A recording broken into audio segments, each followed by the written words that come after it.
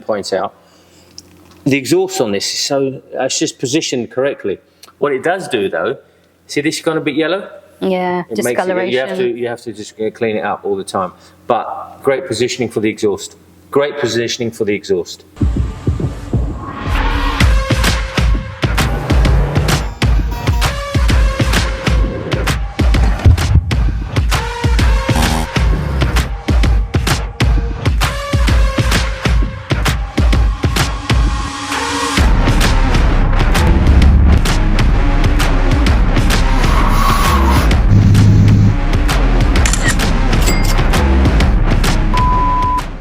Right guys, welcome to the channel. First of many videos we're going to do. Let's do what Doug says. This is a 928 S2 and this is my assistant Kay. She's going to ask me some questions about my cars, starting with this 928 S2. Right, fire away. Right, as I call it, the happy car. So firstly, what inspired you to get this car? A Risky Business. The film Risky Business with Tom Cruise. I think it was out in 1985, and most people have seen it, apart from you. I haven't seen it. Yeah, well, you don't want to see it, but you need to see it. It's got one of these in it, the earlier ones with the telephone dial wheels. This has got different wheels, and this is an S2 from 1986. That's why I got it. And how long have you owned it? I owned it. I think I bought it. When did you start working with us? 2012. I bought it round about there. Oh, about 10 times. 10 years, so that'd be 12, 13 years ago. Yeah, I bought it from a lovely guy. Yeah, so I've had it for that long. Wow. So I'm assuming service history?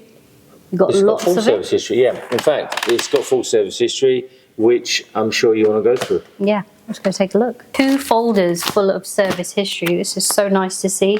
So organised. I mean, I don't know how old that invoice is, but you can't even see anything on it. Everything documented, MOTs. And look at this, photographs of bodywork. Just everything is just original invoices. Nothing has been photocopied. You can actually read. Is that the original advert as well? Right, Kay, on these cars, cam belt is very important, and it's a big cam belt on these. Apart from that, pretty much normal servicing. Oil changes, very important.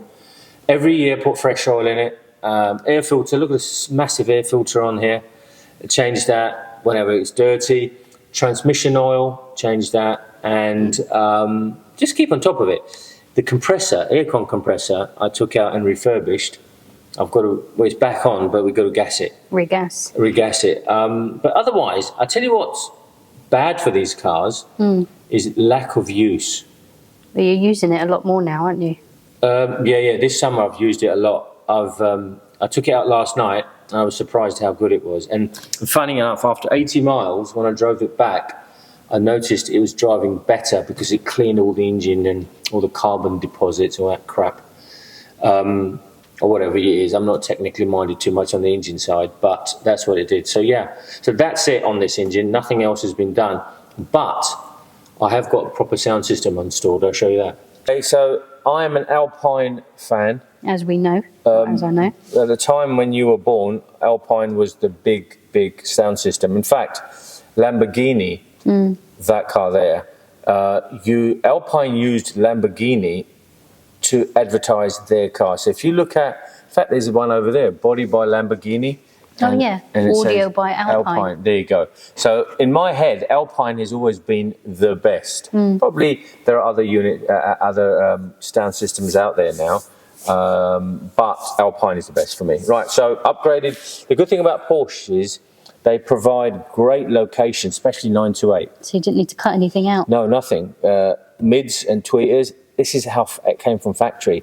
All upgraded top of the range sound, the front end, amplifier in the boot, and a freestanding sub in the back, and some normal coaxials on the sides here.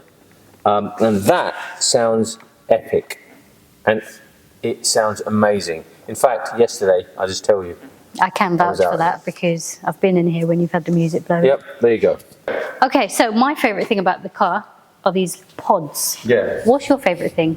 Why do you like it? So my favourite thing about this car is the fact that it is futuristic, even today.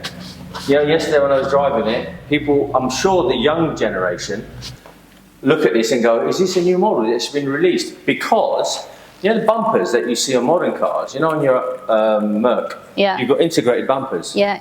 This was one of, if not the first car to have integrated bumpers. Because if you look around the back, you will see that the bumpers are all integrated. So hence it looks very futuristic. So that's one of the things I like about the car. The other thing is, it's unmistakably a 928. Can you confuse this with any other car? No. There you go. Secondly, or thirdly, I think it just sits right. I think the colour scheme white, it's called Grand Prix white. And Alain Prost, do you know who he is? He is the Formula 1 driver, and he used to have this as a daily car. Not this particular one, but had this model as a daily car. Would you drive this daily? Oh, yeah, these were made for daily drive. So comfortable. That's why you see lots of them with high mileages. Basically over-engineered, beautifully presented, great colour scheme, stunning wheels. It's not fast, but it's fine for modern traffic. Definitely turns heads. Yeah, and there you go. Stands out from the crowd as well. It's better than the modern Porsches, I think, in my opinion. I think it looks nice, better. But this is just classic, and it'll be ULEZ free in Next year, no? In another another year. Another year, next year. Yeah, so there you go. That's basically it. But it's stunning. So, if someone wanted to buy one of these, what advice would you give to them? Right, the later ones, the S2, S4s, and the GTSs, beautiful cars, faster, probably more desirable, but full of electric gremlins, lack of use, age.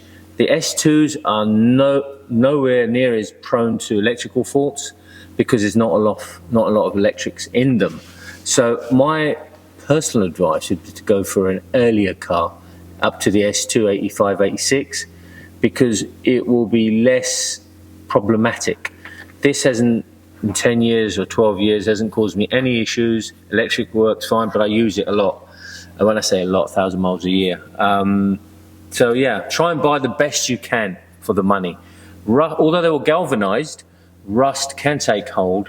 So double check that, and service history must be serviced by a reputable Porsche specialist or someone who's done, see proof of invoices, check the oil, condition of the oil. And the other thing is, when you're buying a car, always inspect the owner.